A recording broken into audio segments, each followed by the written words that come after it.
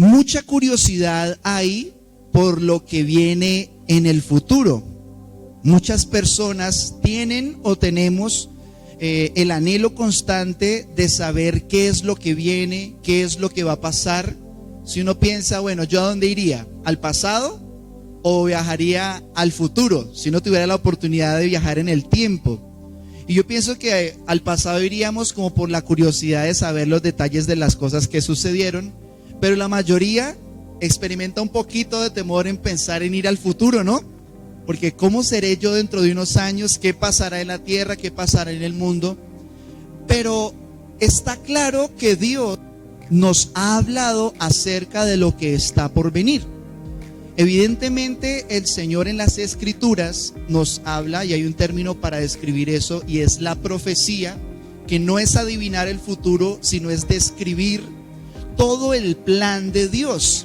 Y vamos a hablar durante algunas semanas sobre lo que significa estar en los últimos tiempos.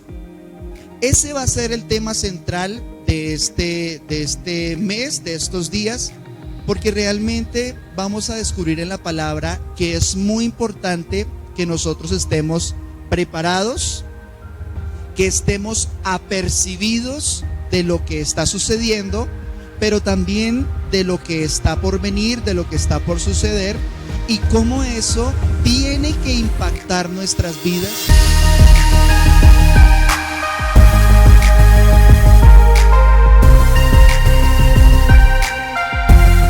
Hablar de los últimos tiempos, quiero dejar claro también cuál es la actitud a la que nos invita Dios. Siempre que nosotros hablemos de últimos tiempos, de Apocalipsis y de todas estas cuestiones, Apocalipsis capítulo 1, verso 3, nos menciona cuál debe ser nuestra actitud frente a lo que está por venir, que son cosas digamos que afectan a nivel global, que afectan todas las mentes, todos los corazones, sin excepción. A través de toda la tierra van a suceder muchas cosas que son, insisto, muy relevantes y que no debemos ignorar. Apocalipsis 1:3 nos menciona cuál es la actitud que debe tener una persona que va a la Biblia y se acerca precisamente al libro del Apocalipsis. Pero esto aplica, ese consejo bíblico aplica no solo hacia el Apocalipsis, sino en general hacia lo que está por venir, porque hay muchos otros libros y muchos otros capítulos que mencionan los eventos que están ya sucediendo, que están operando, y lo que está por venir. Tesalonicenses, Jeremías, Daniel, Isaías, Mateo en los últimos capítulos, capítulo 24, habla de los últimos tiempos. E insisto, es muy relevante que tengamos una actitud sana frente a esa verdad de que Jesús viene pronto y de que cada paso debemos conocerlo. Dice así: bienaventurado. O sea, empezamos bien, porque ¿cuál es la invitación de la Escritura? A que nosotros no experimentemos temor, miedo, que no empecemos a huir de estas verdades, sino que dice que es bienaventurado. Esa palabra es la palabra Makarios, que significa feliz, triplemente feliz y bendecido el que lee. Y los que oyen las palabras de esta profecía y guardan las cosas en ella escritas, porque el tiempo está cerca. Y es importante tener esas palabras escritas en el corazón. El tiempo está cerca. Usted me dirá, pero esto lo escribieron hace siglos, hace casi 2 milenios. Pero sin importar el momento histórico en el que estemos, ¿qué es importante para los hijos de Dios?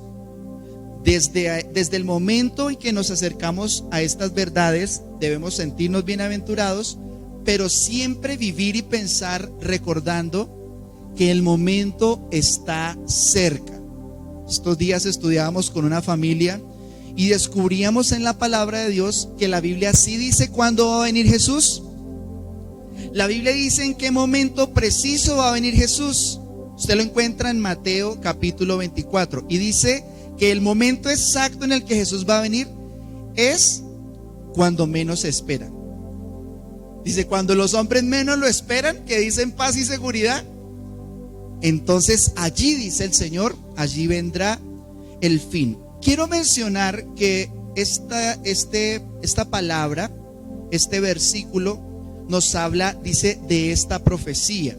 Y aquí es muy relevante recordar que no debemos temer, que no debemos tener temor, pero dice segunda de Pedro, capítulo 1, verso 19, mencionando otro aspecto de la palabra profética, de lo que significa la palabra de la profecía bíblica. Dice así: tenemos también la palabra profética más segura.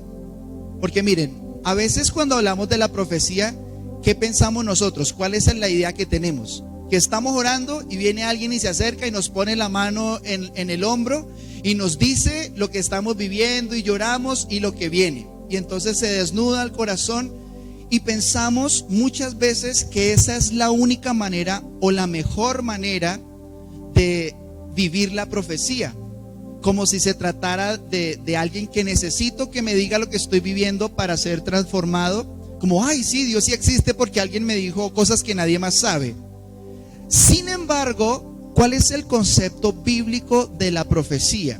Y dice, aunque ese es un don y nosotros creemos que Dios lo puede hacer tal como lo he escrito, dice Pedro, hay una palabra profética más segura, que no tiene pierde, que no tiene ningún componente humano, sino que es la misma palabra, la misma voluntad de Dios. Y está hablando, por supuesto, de la Biblia, por supuesto, de las Escrituras. Dice, a la cual hacen bien en estar atentos como a una antorcha que alumbra en lugar oscuro, hasta que el día esclarezca y el lucero de la mañana salga en sus corazones.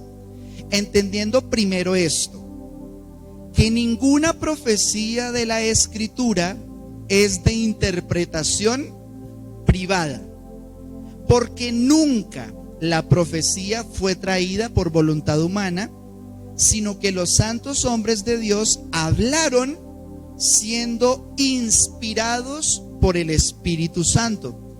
Cuando usted encuentre en la Biblia la palabra inspirado, la palabra inspiración es diferente a la inspiración romántica de que ay, me sentí en un momento así, tuve una epifanía y entonces compuse una canción y entonces pinté un cuadro porque estaba inspirado. Uy, ¿usted cómo juega de bien fútbol? Eso es que está inspirado. Pero la Escritura, digamos, en esto que estamos viendo lo podemos ver así. Cuando una inspiración humana es como que algo sale, como que algo que había en mí sale. Pero esta palabra no es como soplar, sino es más bien como recibir un soplo.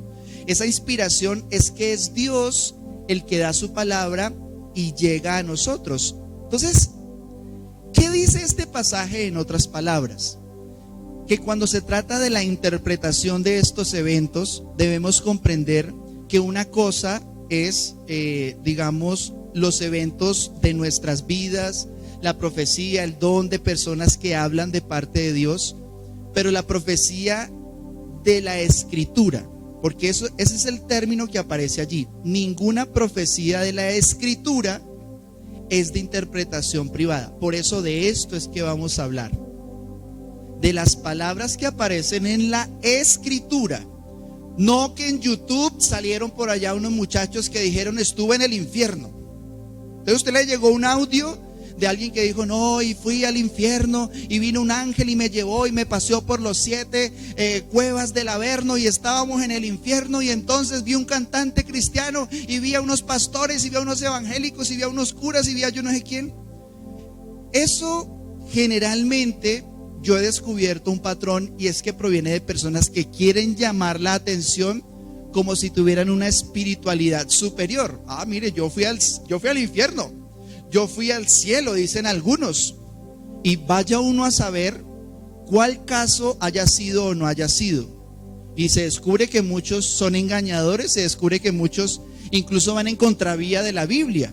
Y por eso es importante entender que la profecía de la Escritura es mucho más segura que cualquier video de YouTube, que cualquier interpretación que una persona le pueda proveer a usted. Usted tiene que entender que en la Biblia aparece todo lo que Dios quería que nosotros supiéramos. Es decir, si no aparece en la Biblia, si no aparece en las Escrituras, seguramente Dios no quería, no era necesario, no es provechoso que nosotros conozcamos más allá de lo que ya está escrito. Por eso usted libre su corazón de personas que dan fechas, libre su corazón de personas que dicen, mire, esto es lo que va a pasar, tal nación, tal país. Permita sí que su corazón se llene de las Escrituras, pero ante tantos términos, ante tantas palabras que hay, nosotros queremos dar algunas pautas para la comprensión de los eventos venideros. Porque entonces uno se pregunta, cuando hay tantas palabras como tribulación, gran tribulación, apostasía, que qué es el rapto, pastor, que es la nueva Jerusalén, que cómo así que el arrebatamiento, que cuándo va a ser lo del lago de fuego, que el tribunal de Cristo. Y frente a tantas palabras, tantos conceptos, la verdad hay que mencionarla, y es que unos son un poco más claros que otros. En la Escritura usted va a encontrar que hay algunos que son más precisos que otros, que no caben lugar a la interpretación, pero hay otros que sí. Por ejemplo, por allá una secta, cuando empezó hace más o menos un siglo y larguito, alguien leyendo en la Biblia se dio cuenta y es que estaba un número, ¿no? En Apocalipsis, los 144,000. Y entonces, como la iglesia apenas estaba naciendo, como esa congregación apenas estaba naciendo, esa secta, entonces dijeron, no, eso es que solamente se van a salvar los que pertenezcan a nuestra secta, son 144,000. Entonces, claro, todo el mundo, por el miedo de no quedarse por fuera, no buscaban a Jesucristo por amor, sino porque, este me salva, yo no me voy para el infierno. Y entonces resulta que esa secta empezó a crecer. Y 1,000, 2,000, 3,000, 4,000. Y resulta que llegó un momento en el que se pasaron de los 144,000. Ya no podían decir que solo se salvaban 144,000. No, eso es que hay unas personas que van a tener un ministerio más especial, pero hay más, y todo el mundo que pertenezca a nuestra membresía se va a salvar. Y entonces, con una cantidad de interpretaciones equivocadas, apresuradas, antiescriturales, se puede generar algo de confusión, algo de temor. En este respecto de los últimos tiempos, hoy vamos a introducir este tema hablando específicamente de los hombres en los últimos tiempos. Vamos a hablar de cuál es el carácter que la Biblia describe que van a tener las personas justo antes de la venida de Cristo, justo antes del arrebatamiento, justo antes del rapto. Porque miren lo interesante, y es que en la filosofía, en la historia, en digamos el pensamiento de los intelectuales de la humanidad, antes de la Primera Guerra Mundial había mucho optimismo. Antes de la Segunda Guerra Mundial, ¿cuál era el proyecto? Tenemos tecnología, vamos a ser una raza espectacular. Los seres humanos no van a aguantar hambre, no van a tener miedo. Las máquinas van a hacer nuestro trabajo, ¿cierto? Entonces, digamos lo que se conoce como la utopía, como el sueño, como la tierra a la cual queremos llegar. Un hombre que no necesita sino la tecnología, que necesita el desarrollo humano del intelecto para florecer. Y resulta que en la Segunda Guerra Mundial, toda esa tecnología, todos esos descubrimientos, esos avances, ¿sabe a qué condujeron al hombre? A los campos de exterminio, donde la muerte estaba industrializada. O sea, eran empresas de matar personas. Los campos de concentración que desarrollaron los nazis, ustedes seguramente han visto imágenes o conocen la desafortunada historia de los campos de concentración en un lugar que era como una explanada, o sea, sistemáticamente mataban gente. Entonces, toda la tecnología que los hombres creían que iba a ser su salvación se convirtió en una manera más eficaz de matar a la gente.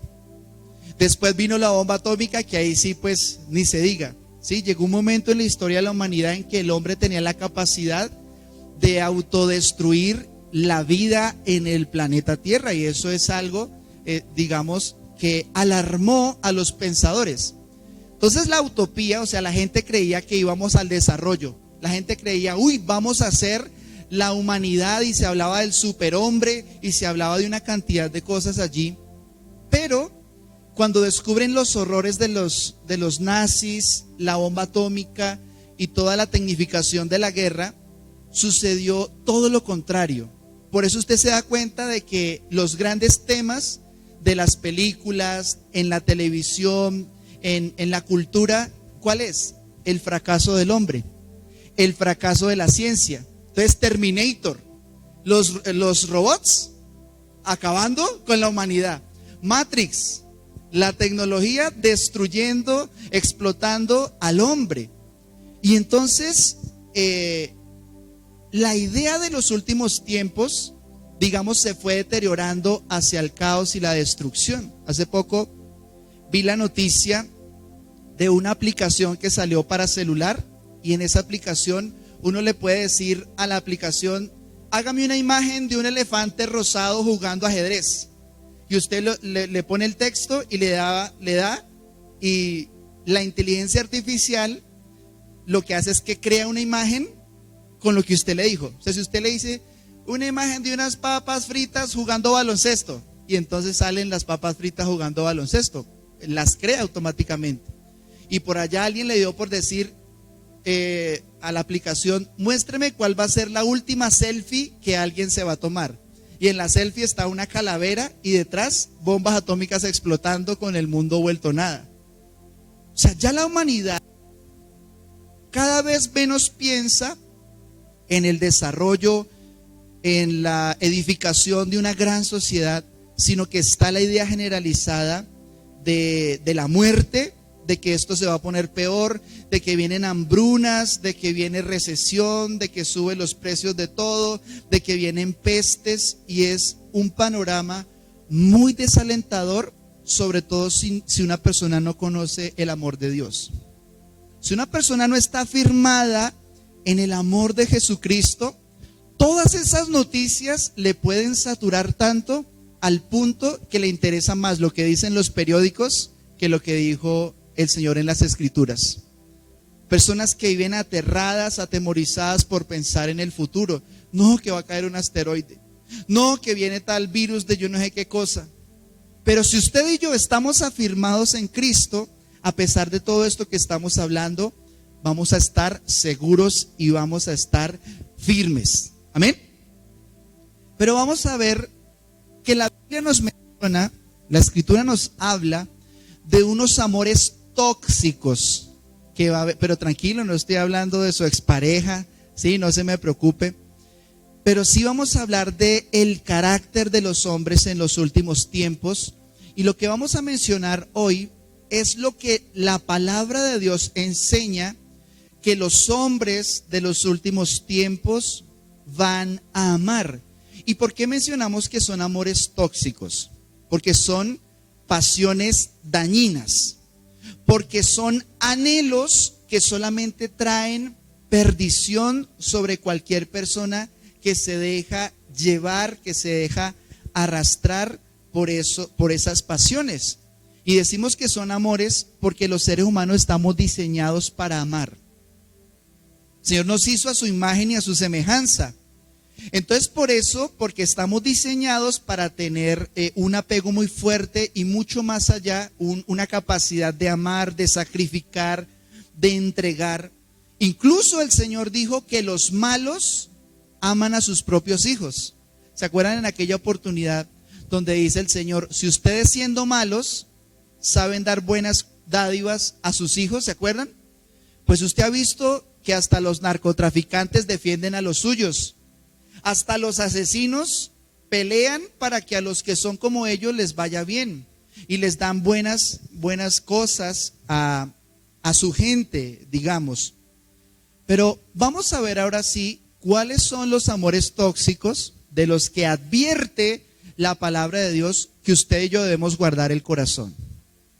Usted y yo estamos llamados a guardar el corazón. Dice 2 de Timoteo, capítulo 3, versículos 1 y 4. 2 de Timoteo 3, 1 al 4. Dice así: también debes saber esto, que en los postreros días vendrán tiempos peligrosos, porque habrá hombres amadores de sí mismos, avaros, vanagloriosos, soberbios, blasfemos, desobedientes a los padres, ingratos, impíos, sin afecto natural, implacables, calumniadores, intemperantes, crueles, aborrecedores de lo bueno, traidores, impetuosos, infatuados. Por favor, no vaya a decir bingo, ¿sí? No vaya a decir bingo. Yo espero que nosotros marquemos la diferencia, ¿no? Pero dice también amadores de los deleites más que de Dios. Y ese pasaje, que es el pasaje central con el que vamos a asumir este estudio de cuál es la fotografía espiritual del hombre en los últimos días, empieza diciendo: debes saber. Debes saber. No dice, pues mire a ver si de pronto usted estudia alguito de eso, sino que es un deber cristiano. Yo quiero que usted, por favor, entienda la responsabilidad por aprender, por estudiar, por conocer este tema. Dice, debes saber esto. Dígale, por favor, a la persona a su lado: oiga, usted tiene que saber esto. Dígaselo, por favor. Usted debe saber esto. ¿Y qué es lo que dice que nosotros debemos saber? Dice la Escritura: también debe saber esto, que en los postreros días vendrán tiempos peligrosos. Entonces, ¿qué es lo que hace parte de la provisión mínima de conocimiento de un cristiano? ¿Qué es lo que yo tengo que saber como mínimo siendo hijo de Dios? Que en los postreros días viene algo especial. Ahora, la palabra que ahí se tradujo como postreros días es la palabra escatos, de donde viene escatología. O sea, el estudio de lo que estamos hablando de los últimos tiempos se conoce como escatología. ¿Por qué? Porque escatos significa último puerto, última parada. Es como cuando usted llega al control de los buses. Ese, digamos, es el escatos. Pero como en esta época el medio de transporte más importante para grandes distancias eran los barcos, a través de los ríos, a través de los lagos y mares, la palabra que describe llegar al puerto, llegar a la meta, llegar al final, el último puerto, es la palabra escatos. Entonces, tienes que saber que hay un último puerto. Tienes que saber que antes de la venida, antes de que desembarque el Señor, antes de la venida de Jesucristo, hay algo especial, algo sucede. Y dice allí la Escritura: debes saber esto, que los escatos, o sea, que en los postreros días vendrán tiempos peligrosos. Tiempos peligrosos. Entonces, cuando habla de peligros, pues menciona, trae implícita la idea de estar atentos, de estar vigilantes. Pero miren lo bonito de esto. Qué precioso que es estudiar la Biblia. La palabra que se tradujo como peligrosos es la palabra jalepos. en el griego original es jalepos, que significa feroces, furiosos, peligrosos. Entonces la Biblia describe que vienen tiempos jalepos, o sea, tiempos feroces. Esa palabra jalepos se utilizó para, ¿ustedes se acuerdan cuando Jesús llega a Gadara, que está el endemoniado gadareno? ¿Sí se acuerdan? Que dice la Biblia que los hombres no lo podían agarrar, o sea, que él se la pasaba rompiendo cadenas cuando lo intentaban amarrar, que vivía en los sepulcros. Dice que ese hombre era feroz en gran manera.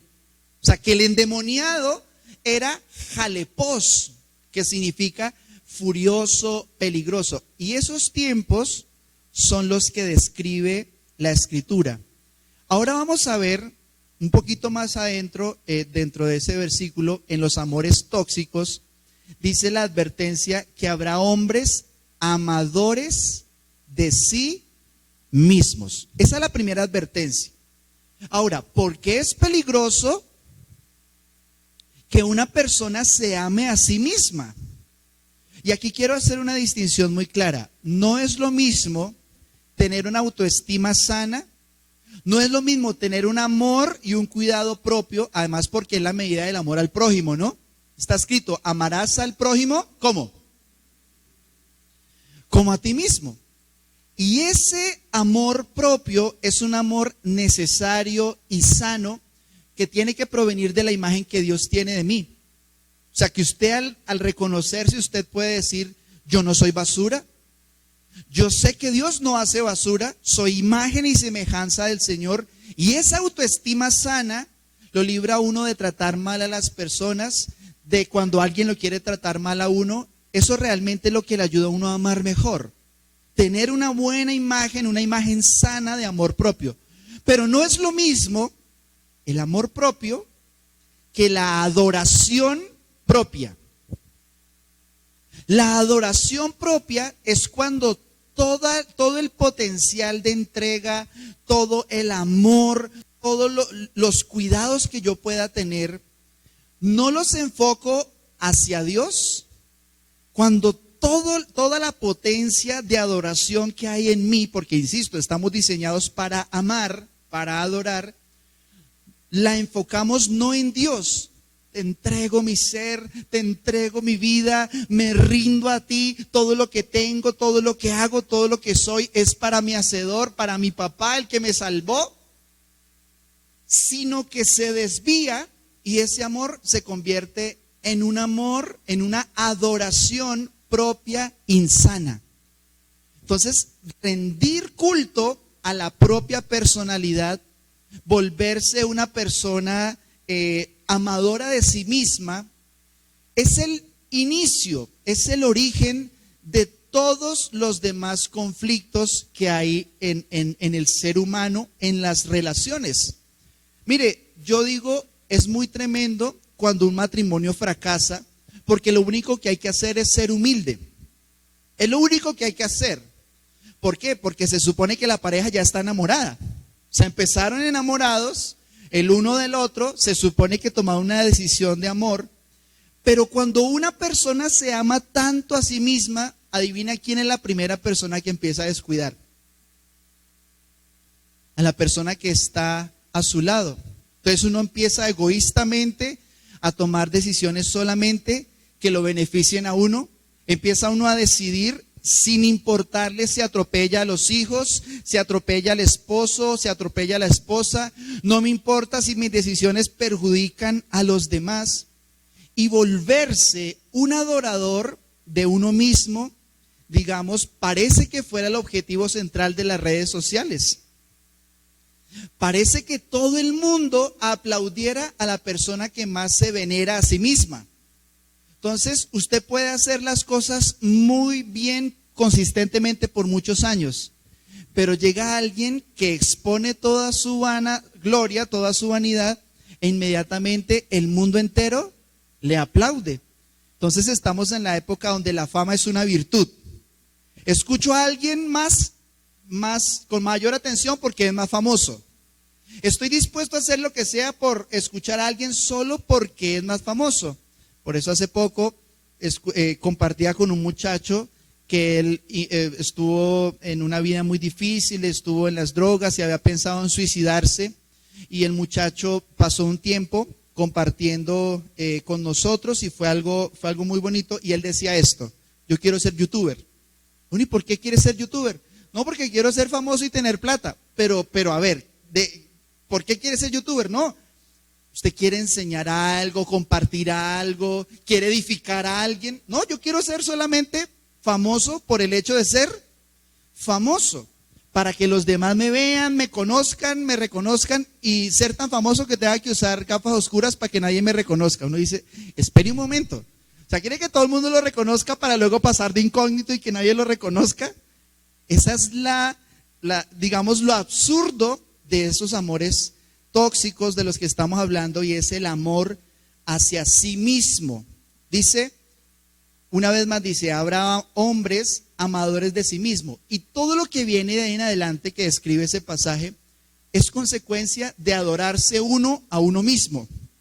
Dice, avaros, vanagloriosos, soberbios, blasfemos, desobedientes a los padres, ingratos, impíos, sin afecto natural. Todo lo que dice allí parece que es como una consecuencia de adorarse, de amarse uno a uno mismo. Y termina ese pasaje diciendo, traidores, impetuosos, infatuados, y dice, amadores de los deleites más que de Dios. Ese es el segundo amor tóxico. El primero, que era amarse a uno mismo como una adoración excesiva, pero ser amador de los deleites, dice, trae una consecuencia, y es que se vuelve más amador de los deleites que de Dios. Usted tiene una cantidad limitada de entrega. Usted tiene una cantidad limitada de pasión, de adoración. Usted verá dónde la pone. Pero ¿qué dice la Biblia? Que si usted la pone en los placeres, después no le va a quedar para Dios. Si usted se dedica consistentemente a satisfacer todos los deseos, todas las pasiones y a deleitarse, y una vida sin freno, no se le haga extraño que cuando usted vaya a mirar el depósito, usted diga, ay, resulta que ya no tengo deleite en Dios. Ya no me deleito en Dios como antes. Por eso uno descubre estadísticas tan tristes como que el 90% de los jóvenes que algún día desde niños empezaron a buscar a Dios, cuando descubren los deleites, los placeres, solamente el 10% permanece en la iglesia cristiana. Y lo triste es que una vez descubre que ese 10% no disfruta plenamente ser cristiano, porque está mirando, ay, vea esos como están en deleites. Y muchas piensan por allá, ay, todas mis amiguitas tienen TikTok y yo no. Todas pueden salir bailando y mostrando y haciendo y emborracharse y de todo, y piensan, y yo no puedo. Y más si es hijo de pastor, si está en el grupo de alabanza, si uno, no. Y es pesado la lucha que muchos jóvenes experimentan, y a veces no se aguanta uno. Y uno pasa momentos en los que gana el deleite. Pero dice, una de dos, o amas los deleites o amas a Dios con esa misma pasión. La palabra que se tradujo ahí como deleites es la palabra filédonos. Filédonos. Siempre que usted encuentre el prefijo filo, significa amor. Filo, Sofía. Amor al conocimiento. Y siempre que usted encuentra esa Filadelfia, filos, amor, Delfos, amor a la ciudad de Delfos. Filédonos tiene dos raíces, que es filos. ¿Qué significa filos? ¿Hambre? ¿Qué? ¿Que tengo un filo? No. ¿Qué es filos? Amor. Pero la otra raíz es la palabra hedoné. Hedoné, de donde viene hedonismo. El hedonismo es una postura frente a la vida de placer, de no tener reservas, de no tener límites. Y entonces la filosofía del hedonista, ¿cuál es? Lo que me produzca placer es bueno. Lo que no me produce placer no es bueno. Y más de una persona piensa así. No, si esto que está en Dios me produce placer, debe ser que es bueno. Pero si Dios dijo algo que no me produce placer, eso debe ser una doctrina equivocada, ¿sí? Entonces vivimos en una sociedad en la que sí o sí todo tiene que complacerme. Entonces, si no hay buena música en la iglesia, entonces si no me cae bien el pastor, entonces si yo no veo que estoy prosperando, entonces yo no siembro, entonces si yo no veo que encuentro pareja rápido en la iglesia, entonces yo me voy. ¿Por qué? Porque todo tiene que ver con sentirme bien, con estar placenteramente viviendo. Pero yo pregunto, ¿qué tal que Jesús hubiese tenido esa filosofía? Hijo, la cruz. A ver, ¿me produce placer o no me produce placer la cruz? No produce placer. No produce el placer, obviamente fue después, porque dice que el Señor se deleitó después por el fruto. Pero no es lo mismo el hedonismo, no es lo mismo una postura de solo placer hedonista a disfrutar la vida. No es lo mismo. Disfrutar la vida sí es un don de Dios.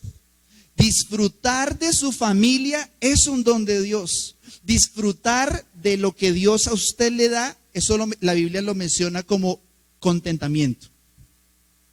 Tener contentamiento es ver el inventario de lo que Dios me dio. ¿Qué me ha dado el Señor? Entre otras cosas dice que nos dio todas las cosas, ¿no? Dice, todas las cosas nos las ha dado. Pero si yo hago el inventario, digamos, de las personas, del trabajo, el inventario de las cosas que tengo a mi alrededor, e incluso cosas materiales, etcétera, la Biblia describe que disfrutar la vida es tener contentamiento con eso que tengo. Por eso yo le pregunto a usted sinceramente, si buscar a Dios para usted no fuera placentero todo el tiempo, ¿usted lo haría? Es que yo oré y sentí alguna cosquillita especial, qué placentero la presencia de Dios. Pero ¿y si usted no sintiera nada? ¿Y si usted en la alabanza solo sintiera pesadez? ¿Y si para usted orar fuera poco placentero? Ay, leer la Biblia. Jehusael engendró a Malatiel y Malatiel engendró a Zacarías y Zacarías engendró. Para muchas personas no es placentero. Pero si usted y yo nos guiamos por una actitud egoísta de deleite solamente, nos vamos a quedar sin presupuesto para adorar al Señor. Ahora, este pasaje que veíamos habla de la codicia, de la avaricia, y no vamos a profundizar mucho porque ya hablamos de eso hace 8 días, cuando hablábamos de las disciplinas económicas, pero lo vamos a mencionar porque aparece también dentro de los amores tóxicos. Y es el amor al dinero. ¿Por qué una persona puede amar un billete? ¿Por qué si usted contrata gente para que haga cualquier locura, la gente lo hace? ¿Por qué el anticristo puede contratar personas para que hagan brujerías? ¿Por qué una persona está dispuesta a ofender a Dios por amor al dinero? ¿Por qué? Porque el dinero produce una sensación de seguridad. El dinero produce una sensación de no tener que depender de los demás. Quiero estudiar y quiero trabajar, pero no por la realización personal de que me superé, sino porque quiero no depender de mis papás. Porque es que a mí nadie me vuelve a maltratar. Porque es que cuando yo entré en esa camioneta, todos me van a rendir culto. Pero ¿cómo consigo la camioneta? Con dinero. Entonces, el amor al dinero, dice la Escritura, aunque ya lo mencionamos la vez pasada, Primera de Timoteo 6:10, solo quiero resaltar una cosa. Dice, pues el amor al dinero es la raíz de toda clase de mal. Y algunas personas en su intenso deseo por el dinero se han desviado de la verdadera fe, y se han causado muchas heridas dolorosas. La palabra que ahí se tradujo como amor al dinero es la palabra filarguría. En el original griego es filarguría. Entonces, la primera, que es filos, ¿qué es lo que significa? Amor, intenso deseo, pasión. Pero la palabra arguría viene de argos. Esa palabra argos significa plata. Por eso Argentina se llama como se llama. ¿Se acuerdan de Mar del Plata? No sé qué, ¿sí se acuerdan? Porque pues había mucha plata, el mineral. Entonces, esa palabra arguría, que viene de argos, significa plata o el brillo de la plata. Qué interesante. Qué interesante, porque una vida de resaltar, una vida de estar por encima, de tener más conocimiento, de tener más plata, de tener más, y todo lo que infle el ego, muchas veces tiene que ver con el dinero. Y quiero hacer una aclaración que ya la mencioné hace 8 días. No es lo mismo la avaricia y la codicia que tener visión. No es lo mismo tener una vida de solo codicia por tener, sino que administrar es un don de Dios. Los grandes hombres de las Escrituras, casi siempre la mayoría fueron muy ricos. De Abraham, que es el padre de la fe, dice que era un varón próspero en gran manera, próspero en extremo. Entonces, no es lo mismo tener visión, administrar, y que eso lleva a una multiplicación, a un crecimiento, a tener codicia. Porque la codicia es dañina, la codicia trae necedad, pero eso no significa que usted no deba administrar bien. No, pero es que yo no tengo plata porque el amor al dinero es malo.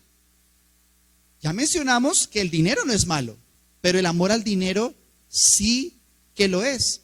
El dinero solo es como una lupa, amplifica lo que ya hay. Si usted es una persona mala, con mucho dinero puede hacer mucho mal. Si usted es una persona amorosa, con mucho dinero puede extender el alcance de ese amor. Si usted es una persona de fe, ese dinero puede hacer que la fe impacte muchos corazones. Pero eso es lo que produce el dinero, es como una lupa. Pero dice la Escritura que no es bueno amar al dinero, que no es, por eso las disciplinas económicas han sido parte de lo que Dios nos ha guiado para tener un equilibrio sano. Ahora, hay otro amor tóxico, que es el amor al mundo. El amor al mundo, o sea, es posible amar equivocadamente al mundo. Dice Primera de Juan, capítulo 2, versos 15 al 17. No amen a este mundo. Esperen un momento. ¿Cómo así que no ame al mundo? Luego la Biblia no dice que de tal manera amó Dios al mundo. O sea, que Dios ama al mundo. ¿Sí? Pero me dice que no ame al mundo.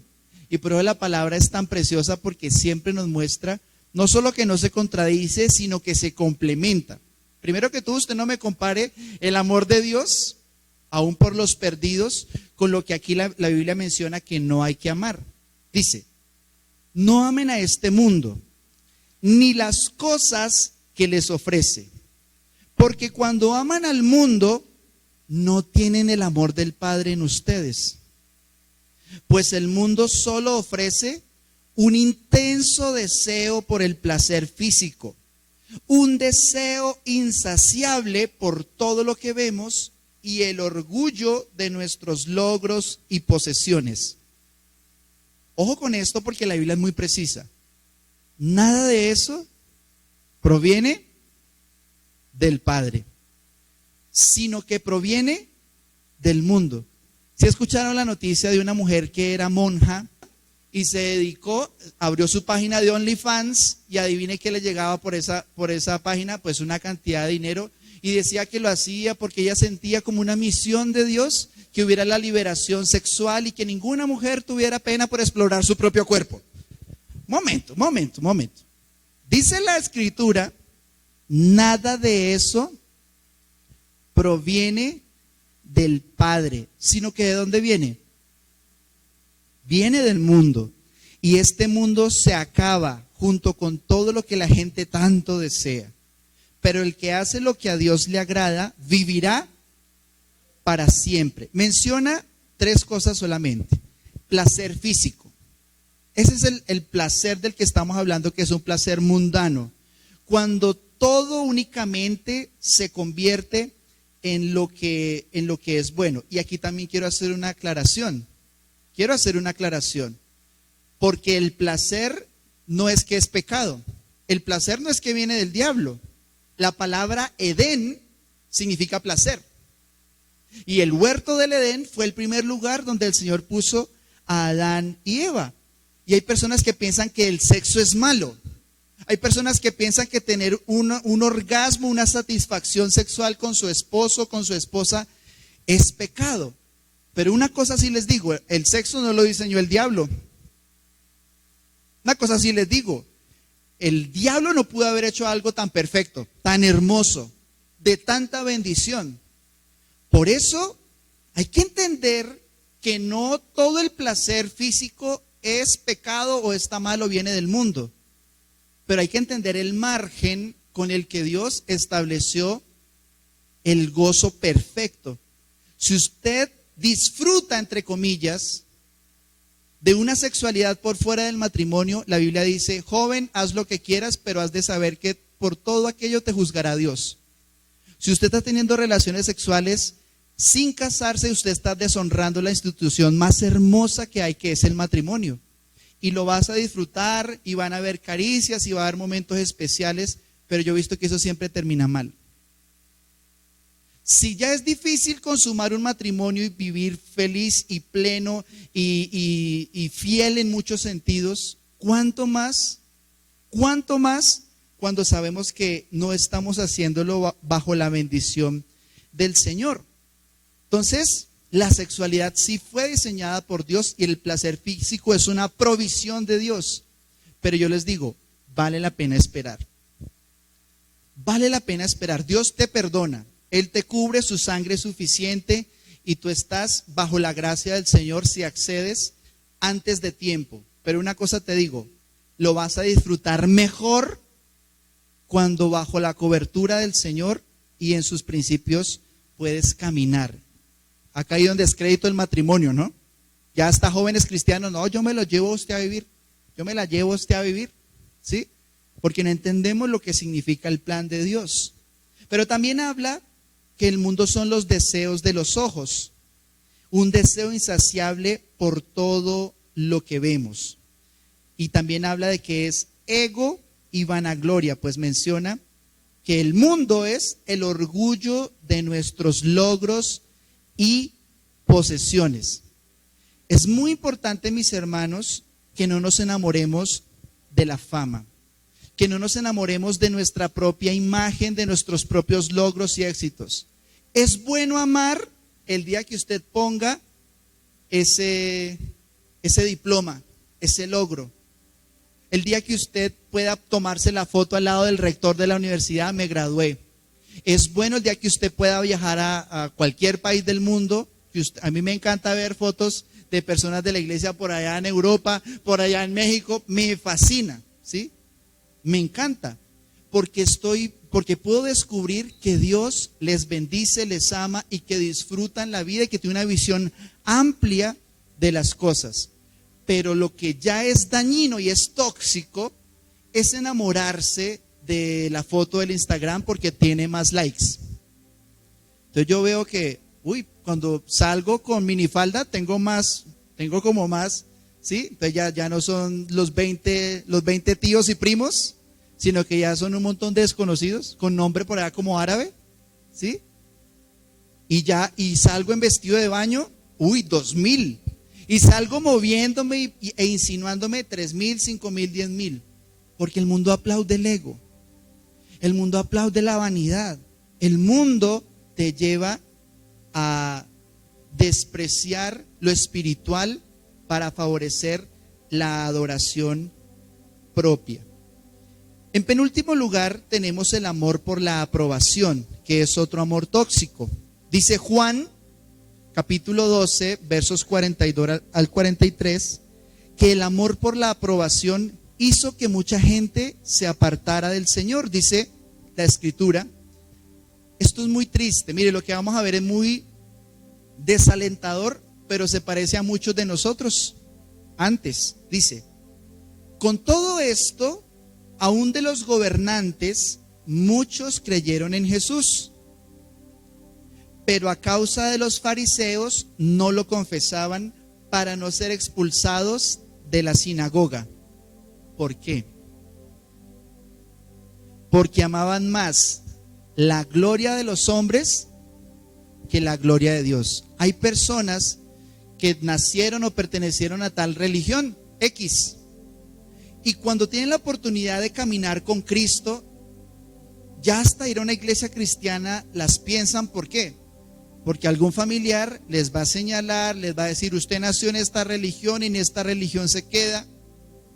Y muchas veces nos da pena hasta que nos vean con la Biblia, nos da pena poner un versículo bíblico, a veces nos avergonzamos de que sepan que amamos o que servimos al Señor, pero lo mismo le pasó a esta gente. Miren lo crudo, vieron los milagros, vieron a Jesús y creyeron. Es que lo más fuerte es que creyeron. Pero ¿por qué no caminaban con Jesús? Porque sabían que eso significaba que los expulsaran de la sinagoga. Eso se llama amor por la aprobación, cuando uno quiere desesperadamente la aprobación de los hombres. En siguiente lugar está el amor por la mentira.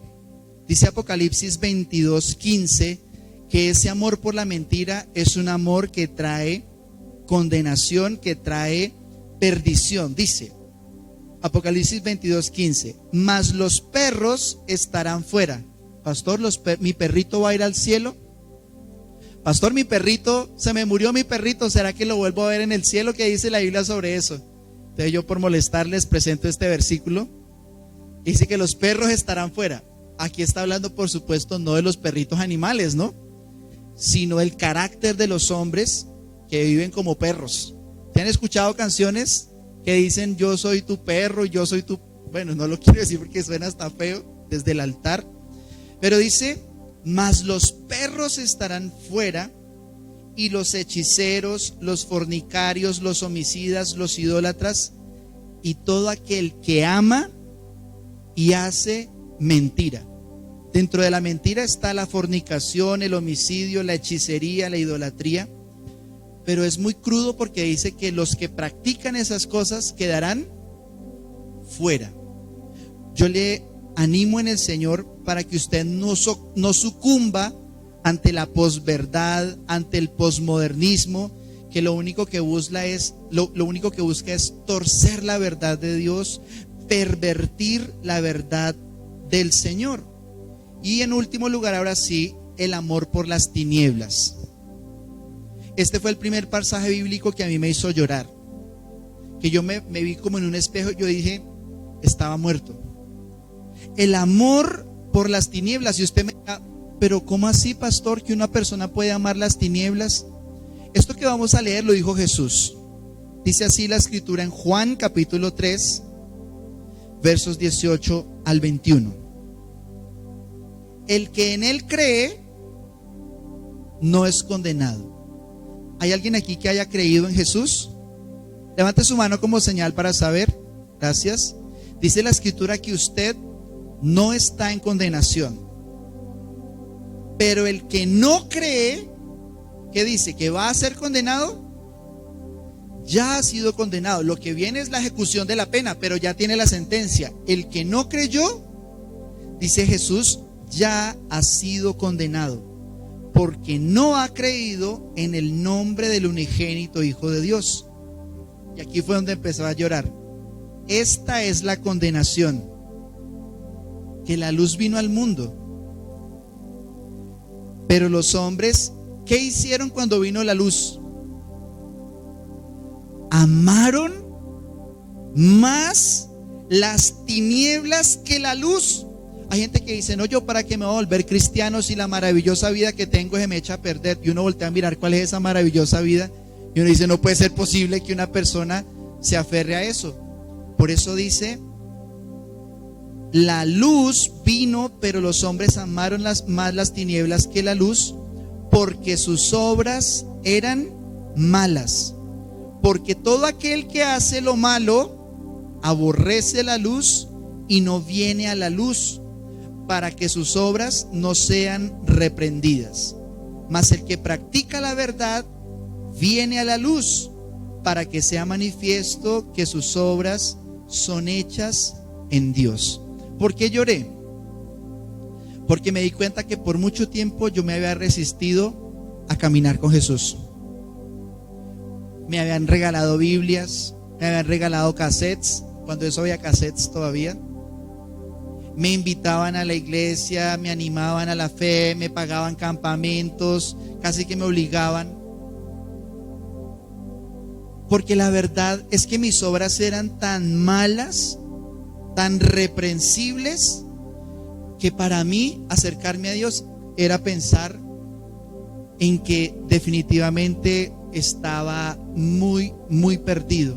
Pero yo le doy gracias a Dios por el día que me di cuenta que estaba muerto. Hubo un día, yo me di cuenta, estoy muerto. Si me muero ya, me condeno, no tengo a Dios. Amo los placeres, amo los deleites, amo al mundo, amo todo lo que me aleja del Señor. Y empecé a llorar y me postré y le dije, Señor, aquí estoy, quiero tu luz. Y eso me transformó para siempre. Para siempre me transformó. Porque nosotros somos luz. Nosotros somos luz. A eso nos llamó el Señor. A ser diferentes. A ser la persona diferente de su casa. A ser la persona diferente de su familia. A ser el diferente en su trabajo. Dios a usted le llamó no a amar las tinieblas, sino a hacer la luz. Lo que la gente necesita y quiere ver. Mateo 5, 14 al 16 dice: ustedes son la luz del mundo, como una ciudad en lo alto de una colina que no puede esconderse. Nadie enciende una lámpara y luego la pone debajo de una canasta. En cambio, la coloca en un lugar alto donde ilumina a todos los que están en la casa. De la misma manera, dejen que sus buenas acciones brillen a la vista de todos, para que todos alaben a su Padre Celestial. La luz del cristiano también son sus obras. Y cuando esas obras no inflan el ego, sino que glorifican a Dios, algo bueno está sucediendo en su vida. Si sus decisiones glorifican al Señor, porque Jesús es la luz. Jesús es la luz de nuestras vidas. Jesús les habló diciendo: yo soy la luz del mundo. El que me sigue no andará en tinieblas, sino que tendrá la luz de la vida. Él es el ejemplo que necesitábamos. El mejor ejemplo. Aborreció las tinieblas, aborreció el dinero, no amó al dinero, aborreció la maldad, aborreció el menosprecio, el juicio. Jesucristo, dice la Biblia, que incluso llegó a aborrecerse a sí mismo con tal de obedecer al Padre. Por eso fue a la cruz. Por eso fue a la cruz y nos dejó un ejemplo y un camino. Yo creo que esta es la generación más peligrosa de todas, porque muchas personas tratan de mezclar cosas que no se pueden mezclar: el amor por el mundo y el amor por Dios, el amor por los deleites y el amor por Jesús.